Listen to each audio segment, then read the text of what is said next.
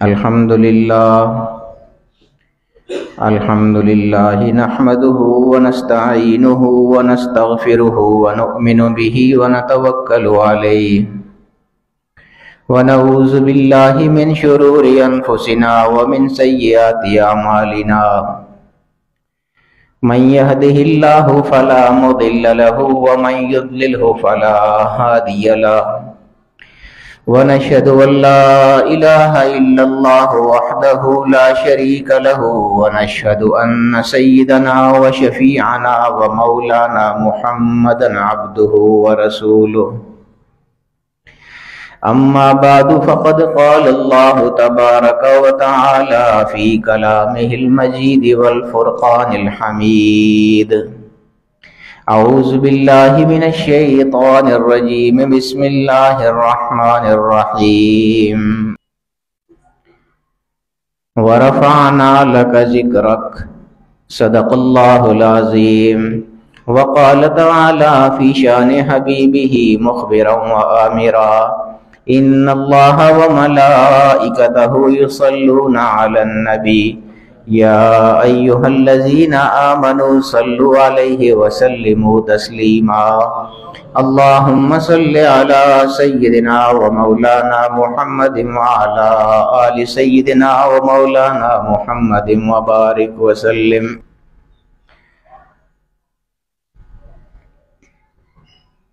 حضور علیہ السلام نے فرمایا ہے، آپ جانتے ہیں کہ حضور علیہ السلام اپنی امت کے ساتھ بہت زیادہ شفیق تھے، بہت زیادہ مہربان تھے. ہم جو حضور علیہ السلام کے امتی ہیں، اور میں کہا کرتا ہوں کہ یہ اللہ رب العالمین کا انعام ہے ہم پر، کیونکہ ہماری جو ولادت ہوتی ہے یہ ہمارے اپنے اختیار میں نہیں ہوتی ہے. ہم کسی عیسائی کے گھر میں بھی پیدا ہو سکتے تھے، کسی یہودی کے گھر میں بھی پیدا ہو سکتے تھے، اللہ کا ہم کچھ نہیں بگاڑ سکتے تھے. اگر ایسا ہو جاتا تو کیا یہ اللہ کا بہت بڑا کرم نہیں ہے کہ اس نے ہمیں اپنے حبیب کا امتی پیدا کیا اور مسلمان گھرانے میں پیدا کیا. بہت زیادہ رحیم حضور علیہ السلام اپنی امت کے ساتھ. کوئی ایسا موقع نہیں ہے کہ جب اللہ رب العالمین کا دریائے کرم جوش میں ہو تو حضور علیہ السلام نے اپنی امت کے علاوہ کچھ مانگا ہو. یعنی حضور علیہ السلام اپنے لیے بھی دعائیں کرتے تھے، ظاہر بات ہے سب کے لیے کرتے تھے، اپنے لیے بھی کرتے تھے، دوستوں کے لیے بھی کرتے تھے، صحابہ کرام کے لیے، امت کے لیے بھی کرتے تھے. لیکن ہر وہ موقع جس میں حضور دیکھتے تھے کہ اب اللہ رب العالمین کا دریائے کرم بہت زیادہ جوش میں ہے تو اس وقت سوائے امت کی بخشش کے اور کچھ نہیں مانگا کرتے تھے. اتنے زیادہ رحیم آقا، اتنے زیادہ کریم آقا. آپ جانتے ہیں کہ ابھی ہم نے درود شریف پڑھا ہے، میرا خیال ہے بہت کم لوگوں نے پڑھا ہے. جنہوں نے پڑھا ہے انہوں نے بھی بہت شرماتے پڑھا ہے. حالانکہ میں کہا کرتا ہوں کہ بہت سی ایسی جگہیں ہیں جو شرمانے کی ہوتی ہیں لیکن وہاں ہم نہیں شرماتے. جہاں ہم کو شرمانا چاہیے جن کاموں پہ، ان کاموں پہ ہم نہیں شرماتے. اور حضور علیہ السلام پر جب درود پڑھنا کی باری آتی ہے تو ہم شرما جاتے ہیں. شرمانا تو وہاں چاہیے نا، جو کام ہم ایسے کرتے ہیں شرمانے والے کام، وہاں شرم آنی چاہیے ہم کو. تو بہت سے ایسے کام ہم کر جاتے ہیں جن پہ شرم آنی چاہیے لیکن ہم کو وہاں شرم نہیں آتی. لیکن حضور علیہ السلام پر درود پڑھتے ہوئے ہمیں شرم آ جاتی ہے.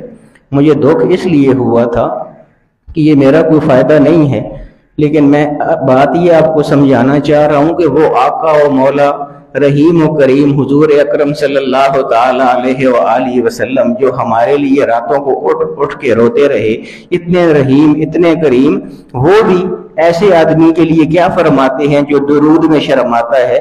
فرمایا جس آدمی کے سامنے، میرے جس امتی کے سامنے میرا تذکرہ کیا جائے اور میرا نام لیا جائے اور وہ مجھ پر اس وقت درود نہ پڑے تو وہ دنیا کا سب سے بڑا بخیل انسان ہے۔ اب آپ درود شریف پڑھیے ذوق کے ساتھ، سب لوگ پڑھیے، اللہم صلی علی۔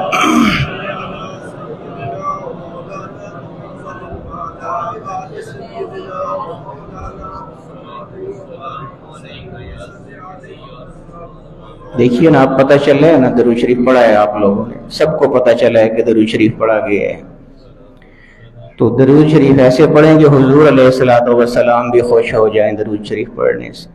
میں آپ کو اکثر کہا کرتا ہوں کہ ہم جو مسجد میں عبادت کے لیے آتے ہیں، جمعے کے لیے آتے ہیں یا کوئی بھی عبادت ہوتی ہے، عید کے لیے آتے ہیں، نماز کے لیے، تو ہمارے جو دنیاوی فنکشن ہوتے ہیں شادی حال میں، ولیمے کے، بارات کے، ان میں اور اس میں فرق کیا کریں۔ وہ ہمارا دنیاوی پروگرام ہوتا ہے، یہ ہمارا دینی پروگرام ہوتا ہے۔ وہاں ہم نے لوگوں کے ساتھ میل جول کرنا ہوتا ہے، یہاں اللہ کے ساتھ انسان نے رابطہ کرنا ہوتا ہے۔ اس کو مت یہ سمجھیں کہ یہ ایک رسم ہے جو ہم نے پوری کرنی ہے۔ رسمیں ہم شادی حالوں میں پوری کرتے ہیں۔ یہاں جب بھی آئیں مسجد میں، اس مسجد میں آئیں یا کسی بھی مسجد میں جائیں تو یہ دیکھیں، یہ سوچیں کہ ہم اللہ کے گھر میں آ گئے ہیں، اور اللہ کے گھر میں کس لیے آئے ہیں کہ اس کی بارگاہ میں سر جھکا کے اس سے کچھ مانگ کے جائیں گے۔ یہ سوچ ہونی چاہیے ہماری۔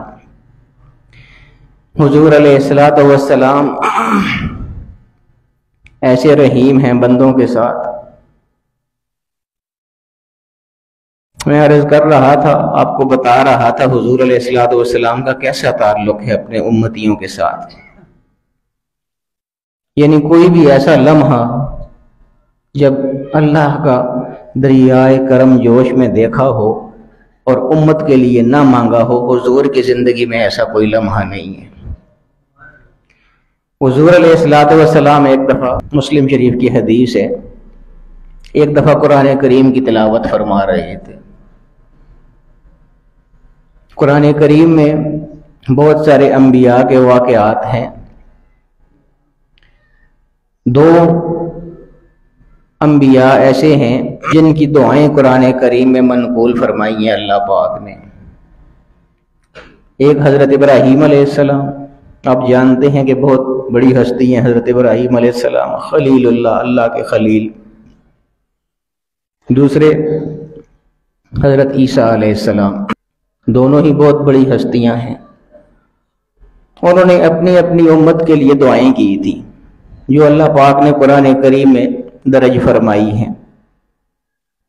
اور جب کوئی نبی اپنی امت کے لیے دعا مانگے اور وہ دعا حضور کے سامنے آئے تو پھر یہ کیسے ممکن ہے کہ حضور اپنی امت کے لیے دعا نہیں مانگیں گے؟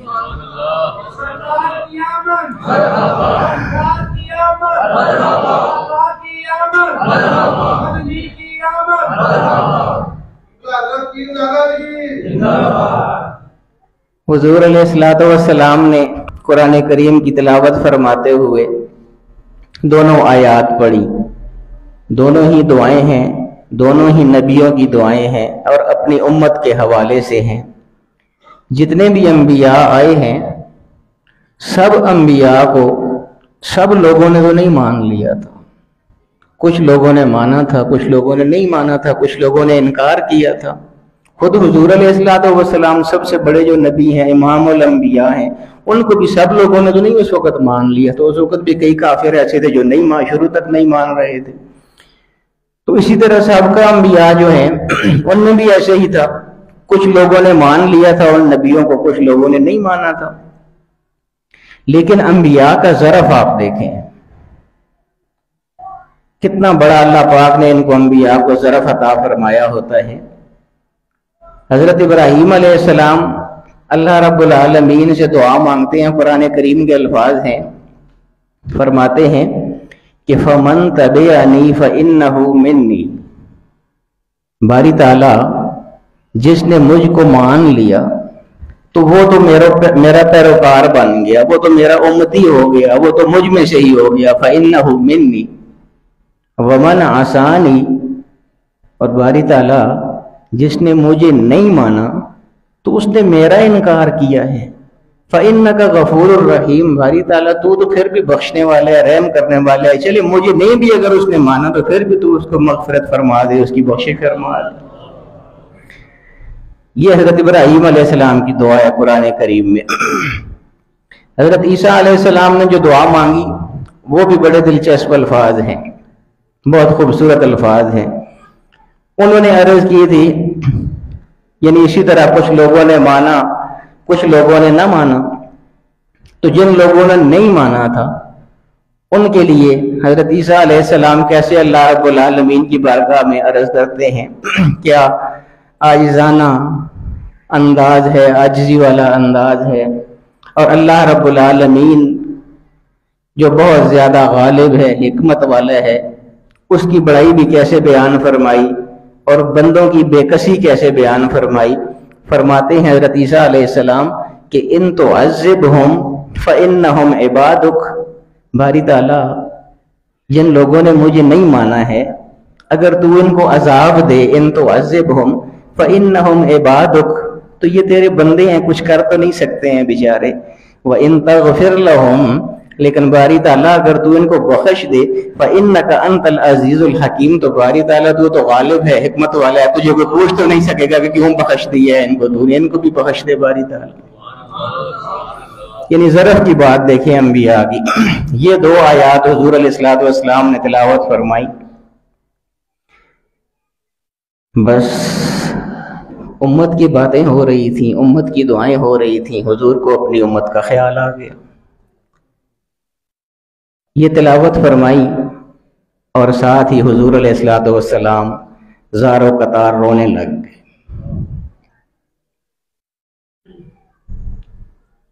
بہت زیادہ روئے حضور علیہ الصلوۃ والسلام، بہت زیادہ اشک بار ہوئے۔ یہاں حضور علیہ الصلوۃ والسلام اشک بار ہوئے۔ دیکھیے محبوب رب العالمین ہیں، اللہ رب العالمین کے وہ حبیب ہیں، اس کے محبوب ہیں، یہاں حضور پریشان ہوئے۔ یہ مسلم شریف کی حدیث ہے، کوئی قصہ کہانی نہیں ہے۔ حضور یہاں پر اشک بار ہوئے، رنجیدہ ہوئے، آپ کی آنکھوں میں آنسو آئے، وہاں اللہ رب العالمین عرش پر بے قرار ہو گیا۔ جبریل امین کو اللہ رب العالمین نے بھیجا کہ جا کے پوچھ کے آؤ کہ میرا محبوب کیوں پریشان ہو گیا ہے، کیوں رو پڑا ہے، کیوں اس کی آنکھوں میں آنسو آ گئے ہیں۔ آپ سب جانتے ہیں کہ اللہ رب العالمین سے کوئی بات پوشیدہ ہے، وہ تو علیم بذات الصدور، دلوں کے اندر جاننے والا ہے، ہمارے دلوں میں جاننے والا ہے۔ یعلم خائنۃ الاعین وما تخفی الصدور، ہماری آنکھوں کو اشاروں وہ جانتا ہے، ہمارے دلوں کے جو خیال ہیں ان کو وہ جانتا ہے۔ تو کیا اس کو نہیں معلوم تھا کہ حضور کیوں رو پڑے ہیں؟ لیکن اب دیکھیے نا، اللہ رب العالمین کو تو معلوم تھا، لیکن جبریل امین کو اس لیے بھیجا کہ یہ پورا واقعہ حدیث کی کتاب میں نقل ہو جائے گا، اور 1400 سال بعد آنے والا کہ جو حضور کا امتی اور عاشق ہوگا اس کو پتہ چلے گا کہ میرے آقا اور مولا کی کیا شان تھی۔ جبریل امین حاضر خدمت ہوئے، عرض کی کہ یا رسول اللہ کیوں آپ رنجیدہ خاطر ہو گئے ہیں، کیوں آپ کی آنکھوں میں آنسو آ گئے ہیں؟ حضور علیہ الصلوۃ والسلام نے وہی بات فرمائی، فرمایا کہ جبریل تجھے پتہ ہے تو میرا ہمیشہ کا ساتھی ہے، ہمیشہ میرے ساتھ رہنے والا ہے، تجھے تو اس بات کا پتہ ہے کہ میں نے کبھی بھی اپنے لیے کچھ نہیں مانگا ہے اللہ رب العالمین سے، اور اپنے لیے تو میں رویا ہی کبھی نہیں، کبھی رویا ہی نہیں ہوں میں اپنے لیے۔ پھر جبریل امین نے عرض کی کہ یا رسول اللہ پھر کیا وجہ ہے، آج کیوں آپ اشکبار ہو گئے ہیں؟ تو حضور نے دو ہی لفظ فرمائے، امتی امتی۔ جبریل مجھے میری امت کا غم کھا گیا ہے کہ یہ انبیاء کی دعائیں میں نے پڑھی ہیں، تو مجھے معلوم نہیں ہے میری امت کا کیا ہوگا، میری امت کے ساتھ کیا معاملہ کیا جائے گا۔ جبریل امین واپس اوپر تشریف لے جاتے ہیں، اللہ رب العالمین کی بارگاہ میں عرض کرتے ہیں کہ باری تعالیٰ وہ تو فرماتے ہیں کہ میرا اپنا کوئی غم نہیں ہے، میں تو صرف جب بھی رویا ہوں، جب بھی اللہ سے کچھ مانگا ہے تو اپنی امت کے لیے ہی مانگا ہے، اور جب بھی اللہ کا دریائے کرم موج میں دیکھا تو اس وقت مجھے یہی خیال آیا کہ یہی وہ وقت ہے کہ مجھے اپنی امت کے لیے کچھ مانگ لینا چاہیے۔ تو باری تعالیٰ وہ صرف امت کے لیے پریشان ہو گئے ہیں، امت کے لیے غمگین ہو گئے ہیں، اور یہ فرماتے ہیں کہ مجھے نہیں معلوم کہ میری امت کے ساتھ کیا معاملہ کیا جائے گا۔ اللہ رب العالمین نے جبریل امین کو دوبارہ بھیجا کہ جا اور جا کے میرے محبوب کو یہ خوشخبری سنا، اس کو یہ بشارت دے، انا سنردیک فی امتک ولا نسوءک ابدا، اے حبیب ہم آپ کو ہر حال میں راضی کر کے چھوڑیں گے اور کوئی ایسا فیصلہ نہیں کریں گے جو آپ کی طبیعت پر ناگوار گزرے گا۔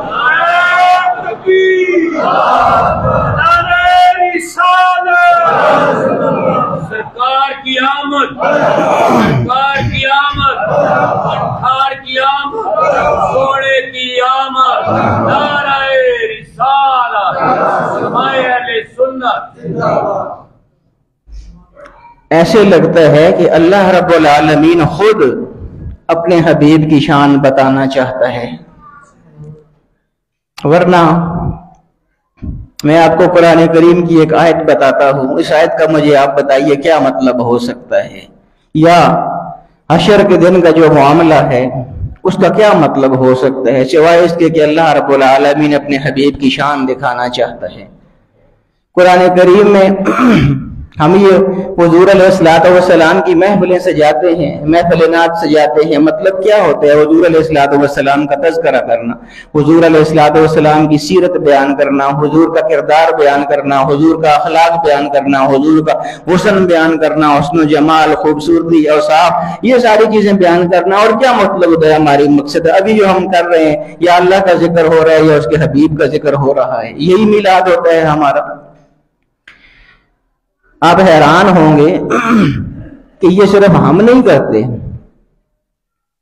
یہ اللہ رب العالمین بھی کرتا ہے۔ قرآن کریم کی آیت میں آپ کو بتاتا ہوں، جس سے مرضی ہے آپ اس آیت کا ترجمہ جا کے کروا لیں۔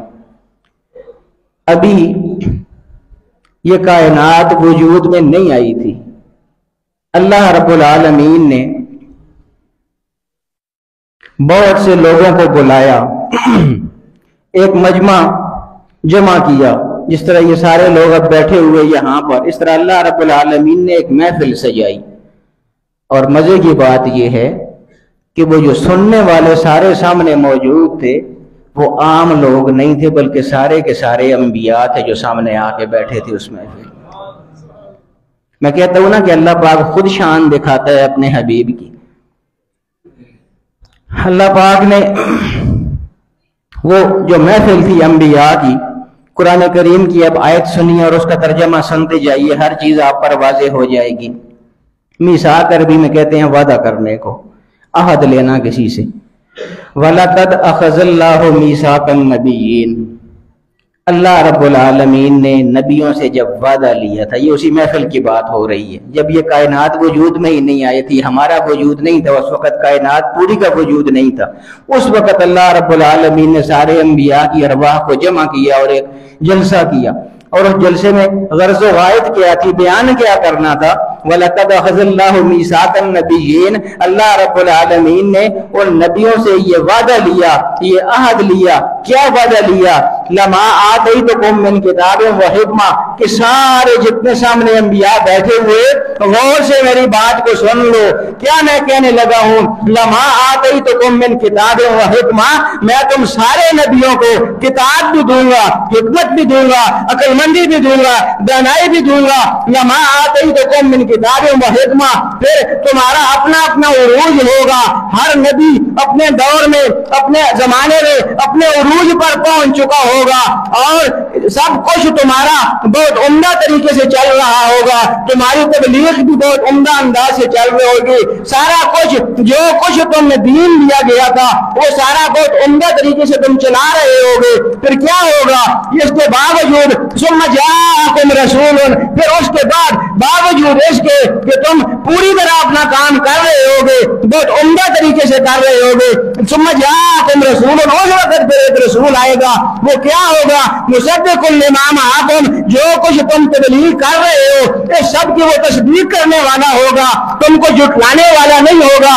جو کچھ تم کر رہے ہو اس کی وہ تصدیق کرے گا. مصدق لما معکم لتؤمنن به ولتنصرن, اور یہ تم کو یہ بات سمجھانا چاہتا ہوں, یہ بات ذہن میں بٹھا لو. عربی میں نون تاکید ثقیلہ اس لیے آتا ہے کہ جب کسی بات کی تاکید کرنی ہوتی ہے, دوسرے کو موقع کرنا ہوتا ہے کہ یہ لازماً سنو میری بات, کان کھول کے میری بات سن لو. اللہ پاک نے فرمایا لتؤمنن به ولتنصرن, جب وہ عظیم الشان رسول آئے گا تو پھر تمہیں کیا کرنا ہوگا؟ سارے نبیوں کو سب کو اپنے سروں سے تاج اتار دے رہے ہوں گے. لتؤمنن به ولتنصرن, اس کی مدد کرنی ہوگی اور اس کی خدمت گزاری کرنی ہوگی. پھر تمہیں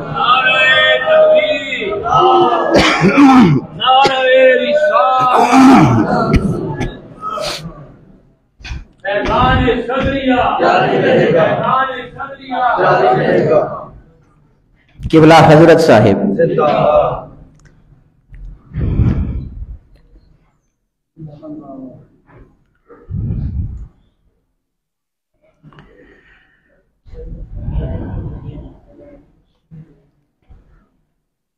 تو یہ میثاق نبیین ہے, نبیوں کے ساتھ جو وعدہ ہے اللہ رب العالمین جو عہد لیا تھا نبیوں سے, یہ وہ ہے.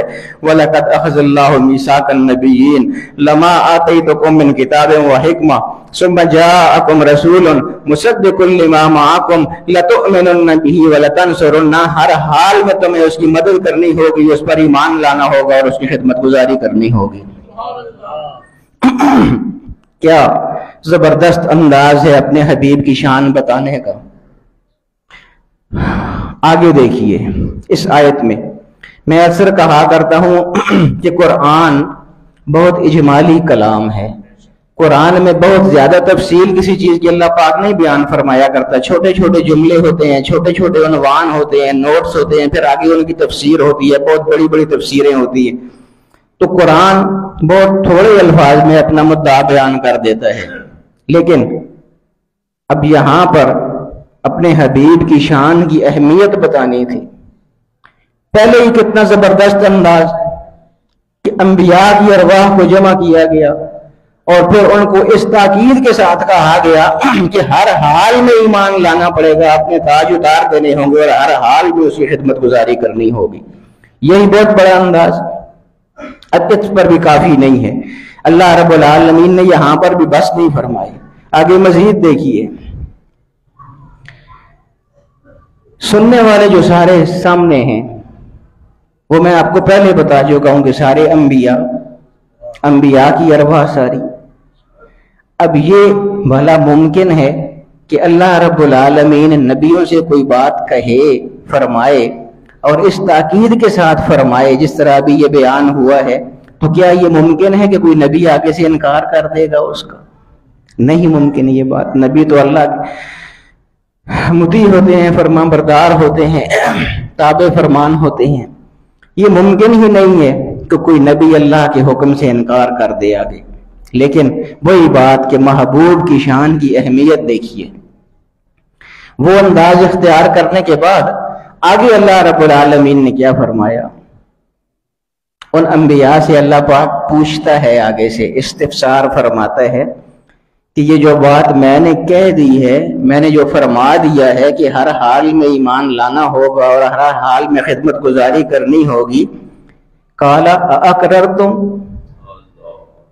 کیا تم اقرار کرتے ہو سارے انبیاء کہ جو کچھ میں نے کہا ہے سن لیا ہے اچھی طرح. وَأَخَذْتُمْ عَلَىٰ ذَلِكُمْ إِصْرِي, اور یہ جو میں اصرار کے ساتھ بات کر رہا ہوں اس کو پوری طرح قبول کر چکے ہو یا اب بھی کوئی شک باقی ہے؟ تو انبیاء کو کیا شک ہو سکتا تھا؟ سب نے یک زبان ہو کے کہا, آگے سے عرض کی باری تعالیٰ قالوا اقررنا, سب نے یک زبان کہا کہ ہم اقرار کرتے ہیں باری تعالیٰ جیسا آپ نے فرمایا ہے ویسے ہی ہوگا. قال فاشهدوا وانا معكم من الشاهدين, پھر بھی اللہ رب العالمین نے بس نہیں فرمائی بلکہ ایک اور جملہ آگے مزید فرما دیا. فرمایا کہ ٹھیک ہے, میں نے تاکید کے ساتھ اصرار کے ساتھ اپنا بیان جاری فرما دیا ہے, اپنا فرمان جاری فرما دیا دیا ہے اور تم نے اس کی تعمیل بھی کر دی ہے اور اس کو مان بھی لیا ہے, اس کا اقرار بھی کر لیا ہے, اس کو تسلیم بھی کر لیا ہے, لیکن اتنا کافی نہیں ہے بلکہ جو تسلیم کیا ہے اس پر گواہ بھی بن جاؤ. فشہدوا گواہ رہنا وانا معکم من الشاہدین, اور تمہارے ساتھ میں بھی گواہ رہوں گا کہ ہاں تم مان چکے ہو کہ تم اس کی خدمت گزاری کرو گے. نعرہ تکبیر, نعرہ رسالت, شان رحمت العالمین, اہل سنت. تو یہ میں عرض کر رہا تھا کہ ایسے لگتا ہے کہ اللہ رب العالمین خود حضور کی شانیں ہم کو دکھاتا ہے. یہ میثاق نبیین کیا ہے اور انا سنردیک فی امتک ولا نسوءک ابدا کیوں فرمایا. اور اسی طرح وہ جو حشر کا منظر ہے, سارے انبیاء وہاں پر موجود, ساری خلقت وہاں پر موجود, کسی کو کوئی پتہ نہیں ہے میرے بارے میں کیا فیصلہ ہوگا. اور جو مجرم ہیں, ہر نبی کی امت کے مجرم, وہ بھاگ بھاگ کے اپنی نبی کے پاس جا رہے ہیں. حضرت نوح علیہ السلام کے جو امتی تھے وہ ان کے پاس جائیں گے, حضرت عیسیٰ علیہ السلام کے ان کے پاس, ہر نبی کے امتی اس کے پاس جائیں گے. ہر نبی آگے سے یہ کہے گا کہ اذهبوا الی غیری, میرے پاس نہیں کسی اور کے پاس جاؤ. اچھا مزے کی بات یہ ہے کہ یہ تو سب کو پتہ ہے کہ شفاعت حضور علیہ السلام نے کرنی ہے. من ذا الذی یشفع عنده الا باذنہ وبعثوا مقاما محمودا الذی وعدہ. اللہ رب العالمین نے مقام محمود کے وعدے کیے ہوئے ہیں. اشفاعت و شفاعت کیجئے, آپ کی شفاعت قبول کی جائے گی. ساری احادیث ہیں, سب کو پتہ ہے کہ شفاعت تو حضور نے کرنی ہے. لیکن کوئی بھی نبی اپنے امتی کو یہ کیوں نہیں کہتا کہ حضور کے پاس جاؤ, وہ کہتے ہیں کسی اور کے پاس جاؤ. مطلب کیا ہے کہ سارے نبیوں کے پاس ساری قوم پھرے تاکہ ان کو پتہ چلے بعد میں کہ شفاعت پھر کس نے کرنی ہے. چنانچہ ہر امتی اپنے نبی کے پاس جائے گا, وہ کہے گا اذهبوا الی غیری, میرے علاوہ کسی اور کے پاس جاؤ. وہ کسی اور کے پاس جا کے عرض کریں گے, وہ کہیں گے اذهبوا الی غیری, کسی اور کے پاس جاؤ.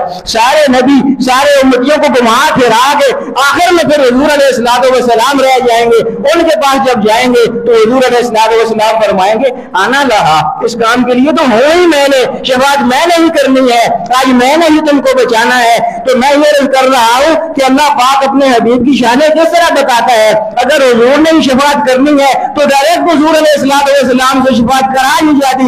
سارے نبیوں کے پاس ساری امتوں کو کیوں گھمایا جا رہا ہے؟ اس لیے گھمایا جا رہا ہے کہ امتیوں کو بھی پتہ چلے اور انبیاء کو پتہ چلے کہ میرے حبیب کی کیا شان اور عظمت ہے. نعرہ تکبیر, نعرہ رسالت, شان شفیع المذنبین. تو دوستو بڑی عظمتوں کے وہ مالک ہیں, بڑی شانوں کے وہ مالک ہیں. میں کہا کرتا ہوں کہ اللہ رب العالمین سب سے بڑی ذات ہے, اس کے بعد حضور سے بڑی ذات کوئی نہیں ہے. اللہ رب العالمین سے نیچے رکھ کے حضور علیہ السلام کی جتنے بھی آپ تعریف کرتے ہیں کوئی مبالغہ نہیں ہوگا, بلکہ پھر بھی حق ادا نہیں ہوگا حضور کی تعریف کا. تو اللہ پاک ہمیں حضور علیہ السلام کی اسوہ حسنہ پر چلنے کی توفیق عطا فرمائے.